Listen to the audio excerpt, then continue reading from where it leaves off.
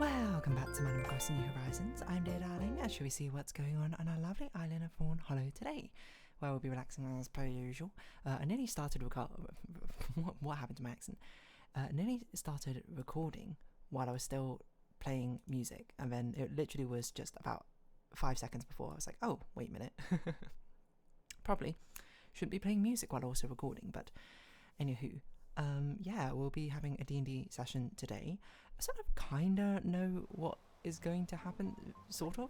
Like, I have expectations of what they'll do, but the thing is, it's going to be hard, I think, to neatly tie everything together in a way, because I think it's a weird point where it's sort of like a lot of the onus is now on the players, which is totally fine. It kind of means as a DM, though, it's kind of like, oh, what am I here for, almost. Not in a bad way, in a great way, because I trust my players. But anyway, hello everyone, right now in Fawnhallow it's 6:09 PM on Monday, July 7th, 2025. Yeah, because they basically, I mean, they have not all the answers technically, but they have enough answers, I think, to be able to guess a lot of the things, and now they're sort of, what I assume is going to happen is they're going to sort of go through NPCs that they wish to communicate to, and figure out where exactly to go from there. Now, do I exactly know what they're going to do from there? No, not necessarily. That will sort of be figured out, but you know, I can improvise conversations pretty well, so I'm pretty sure, like, I have a good guess of at least 3 people they will speak to. Will they speak to each of them? I don't know, but I can have a pretty good idea what each of those NPCs will say. The problem is the big question mark which comes afterwards, which is basically, you know, one of the NPCs might give a lot more information. Might not, I don't know. And the big question is basically, what are they going to do with that information? My guess, if I'm to sort of try and...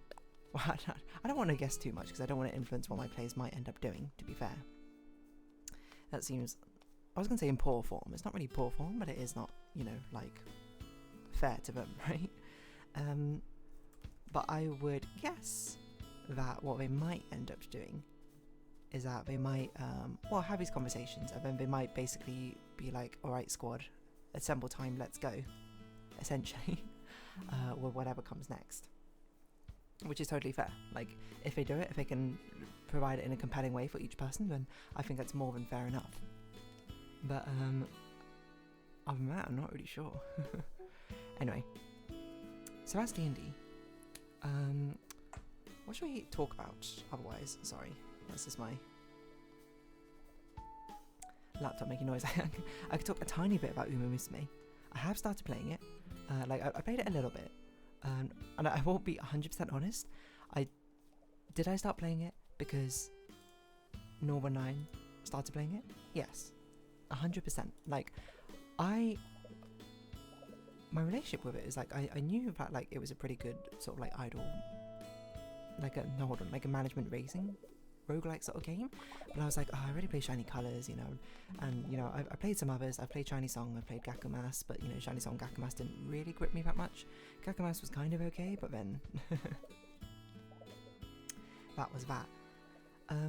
So I was sort of like, you know, maybe I will, maybe I won't, sort of thing.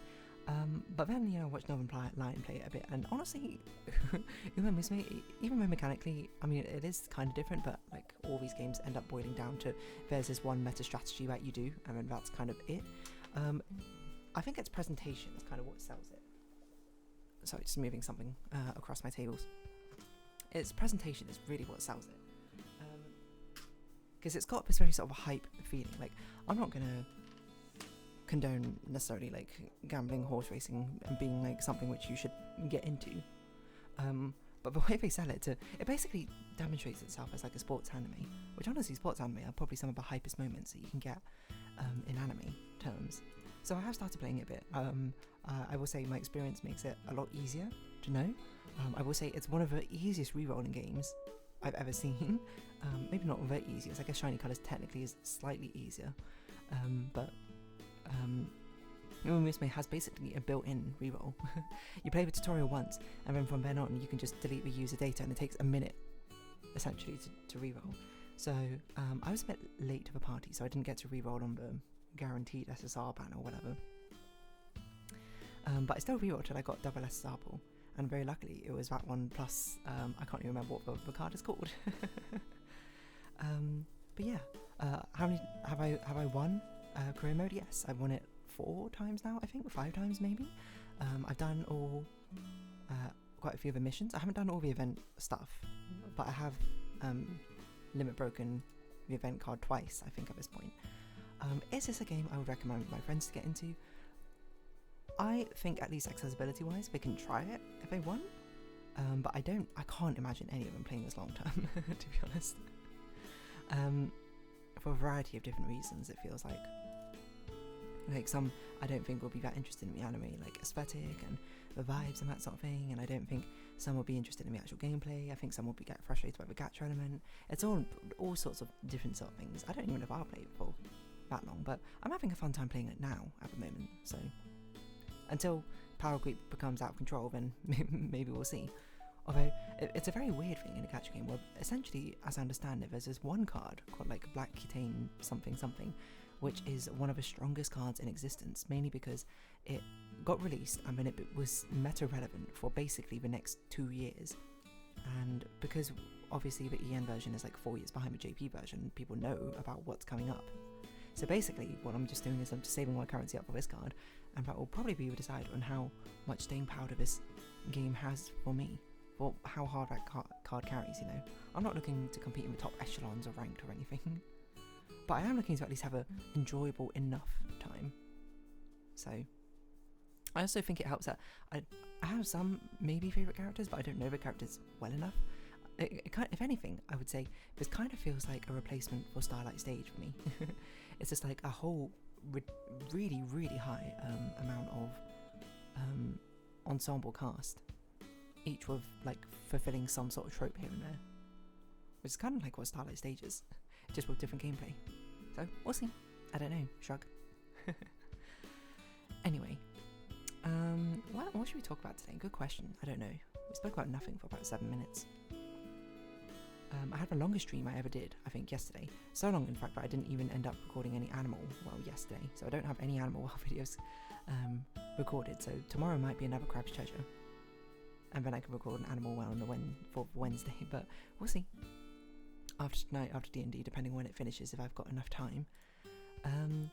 Well, it's a weird position in a lot of these games because another Crab's Treasure is like I'm basically done with it, but I don't have enough time to do the thumbnail art for the next series. So I'm sort of like in a holding pattern where basically I'm just going to be like, okay, I'll just continue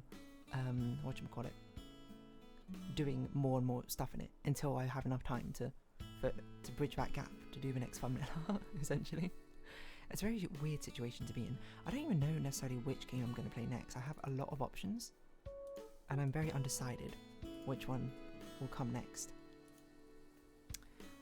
I think, if I were to guess, I will probably do this one. You can't see what I'm pointing at.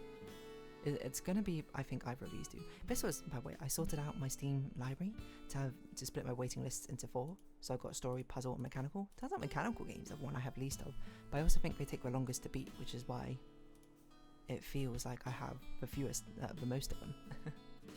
And story games are actually like 15 different story games I have to play.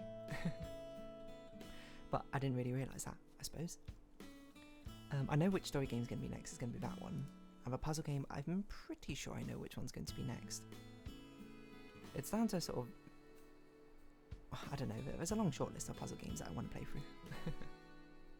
Mechanically, I don't know. I think I should. I think I would probably do this one, but I'm not sure. Or I might do this one. I'm not sure. Might change my mind. But yeah, how's Outfight going? I've done very little for Outfight. I've not had too much time. I had a bit of time this weekend, but I spent it actually playing games instead, to be honest, because I was like, I haven't played my games for like ages. I've done Skirk Story Quest. It's a pretty good one, I think. A lot of cutscenes.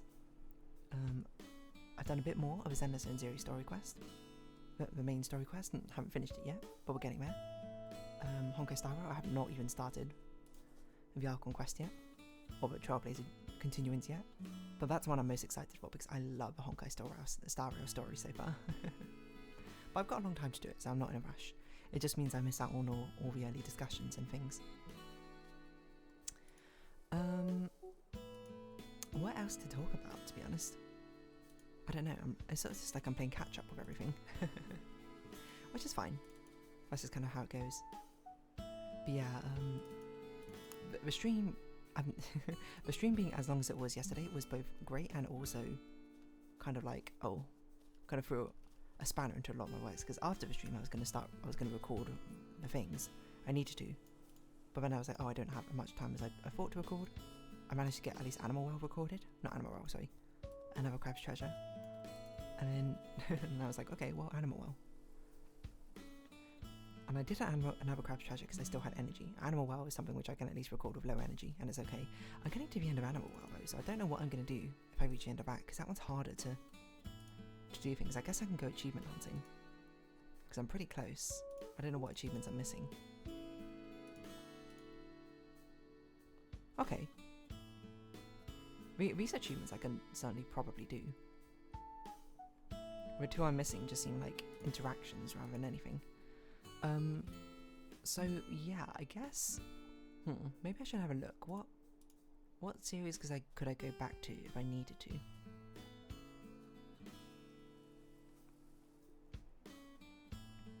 To fill in the puzzle element. See, the problem with puzzle games is once they're done, they're kind of done, right? There's not a lot left to do with them. I don't know, unless these games are missing achievements. We could do some achievement hunting. Like, I didn't get them all for unpacking, I guess.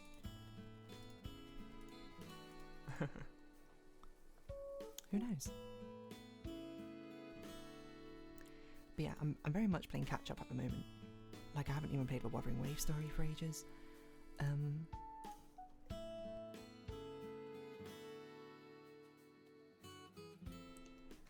So that is sort of like playing catch up, although I am actually getting around to actually building my units in that game, which is kind of cool, because now I actually do damage, sort of.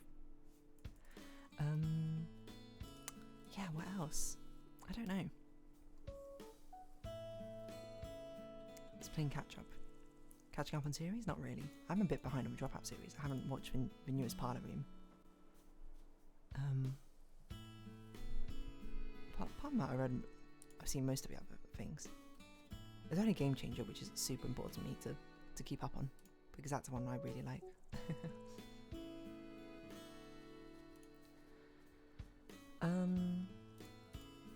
But yeah, I don't know.